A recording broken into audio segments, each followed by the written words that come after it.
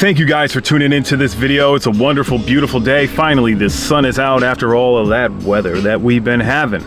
All right, guys, I want to talk about something very fabulous to my brain, and it's about the power of the tongue, the power of words. Everybody holds this power, okay? This is a very unique ability to have. When you can formulate the right kind of words to move a crowd, or you can formulate the right kind of words to talk somebody out of doing something bad and terrible that's gonna destroy them. You know how to say it, and you know exactly what to say. It's a true gift, and it's a true blessing to be able to do that. So I want you guys to just tap into what I'm about to say on this video right now. I'm gonna keep it really short and sweet because I don't have a lot of time. But let's think about it. A lot of the great speakers, a lot of the great thinkers, rather, in this life that we know about throughout history have all had one thing in common.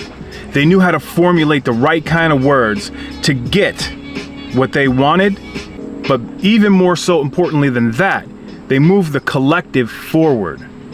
So they moved the whole consciousness. You know, these people shifted consciousness for a better outcome in life. You know, think about Martin Luther King. I'm gonna say Malcolm X. Think about John Lennon. There's just so many people to mention. I mean, you guys could mention some of the amazing people that knew how to speak, knew how to formulate their words, and portray their ideas in such a way that just moved masses of people. So just to put this in perspective, take a look at the English language. The English language has the most amount of words than any language. German is the next runner-up with the most amount of words, but the English language has more than 500,000 words, and they say close to 750,000 words. That's more than 500,000 words right there. So when you think about that amount of words, and you look at the amount of words that the average person uses, the average person only uses 1 to 2% of the amount of words that are actually in the language itself. The average person is using anywhere between, I think it's 2 to 10,000 words out of 750,000. So they did a study too, where they did this study on inmates, and they found that inmates, they usually have a lower vocabulary, but the way that they typically express themselves when they feel discomfort or any type of anger emotions is they tend to act out.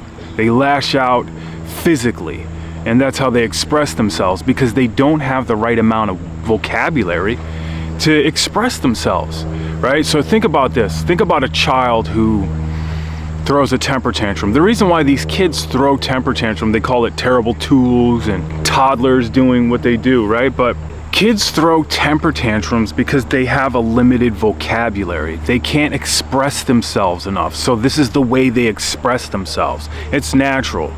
But when you look at some of the adults, they're not too far off from where toddlers are with their vocabulary. So that's why some adults choose to express themselves through anger and lashing out and throwing an adult temper tantrum, so to speak. So you'll notice this when you drive in traffic. You'll notice how some people are short-tempered, they have road rage. And I'll notice it myself when I get angry at somebody who's driving like a moron. I gotta check my own language, right? Because the first thing that comes into my mind is I'll call them a stupid mother, right? I'll call them a stupid mother effer. And then I'll say something to myself along the lines like, man, I'll go upside your head or something like that.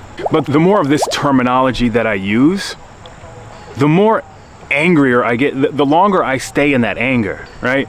It doesn't do anything for me until I'm just festering on that guy that cut me off or gave me the finger or, you know, just was driving like a moron in my way, right? One of the things I noticed that really helped me, instead of getting angry about this, and this works like magic, I'm telling you, just check this out. This is one of the ways that I do it, right? One guy, you know, he almost caused an accident. He like swerved in front of me, wasn't paying attention. Some people are on their phones and they're not paying attention, but, you know, I have to beat my horn to tell them, hey, wait, you know, back up a little bit. And then instead of getting mad and saying, you know, what I would usually say, what I did was I repeated the song in my head. Now there's this song by Paul Wall that said, sitting sideways, boys in the days. And that song, I say, gotta be careful, man. These people are in a daze. But that song literally plays in my head, and then it becomes something funny. Like, I literally laugh about it. You know, it wasn't anything that was too serious, so there's no reason to get upset over it, right? This is just an example I want to share. But like the song Sitting Sideways, Boys in the Days, switched my state totally from being pissed off to just laughing about it and just, you know, having a good time, basically. Now, because I did that, it's so much easier for me to be in the creative mindset and to be back into abundance by switching my state from being into a negative vibration, all angry about things, which translates into other interactions. You know, instead of doing that, why don't you keep a lighthearted spirit and just make a joke out of it? Now, it's a lot easier said than done sometimes, until you're actually able to tap into doing that. But that's just one example of switching the language that I use to myself. But this is not to say to just totally dismiss your anger. Actually acknowledge your anger and utilize your anger. But utilize your anger and direct it with a larger vocabulary so you can express yourself much better and more concise and more clearly. And then you're using your anger effectively to get out of a certain situation, to transcend where you are right now, so that you can actually have a better life. So a lot of us, sometimes we get trapped into this anger, and I think it boils down to the language that we use for ourselves. The things that we say keeps us in anger. And it's your choice whether what you say to yourself is empowering or disempowering. So look at society and where we are right now, in this age, right? Look at ages ago, some of the literature, right? The Holy Bible, I think that piece of work contains roughly 75,000 words. And then you have some authors from the 1800s that, you know, their works contain 10,000 different words. Even Shakespeare, like 1,700 different words he used, and 5,000 of those words he only used once. So this is how much of a vocabulary these people had back then. And in today's day and age, we just don't have the same amount of vocabulary. In our schools, it's not taught to us. But these people had more of an ability to express themselves and convey information. Now, I think that's a good thing to strive towards. It's a good thing to strive towards that kind of abundance, because you're going to create more abundance in your life with your vocabulary, and you're going to be able to create a higher vibration with the words that you use.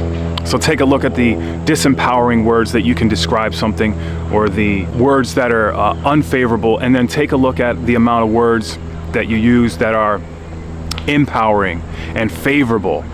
And like, look up some of these words, use a thesaurus, use a dictionary, try to make these words a part of your daily lexicon so that you can speak life, not only into your own life, but into other people's lives as well. So you can enrich the collective as a human being here on this planet. So the other thing that I wanted to say was, if you want to get good with your words, write. Just be a writer. Because writers are the ones who formulate their sentences in such a way and know how to describe things or explain things in such a way that it just locks your brain into it.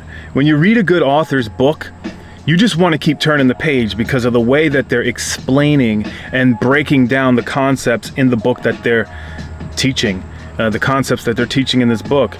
So I think just writing in general, like, you should have a diary or just writing in your phone, but make it a steady practice. Do it every morning and do it every night.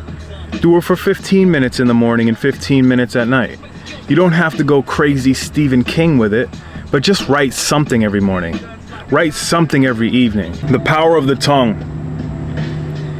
It can slice and dice and make men of mice or mice of men. It can destroy or it can build.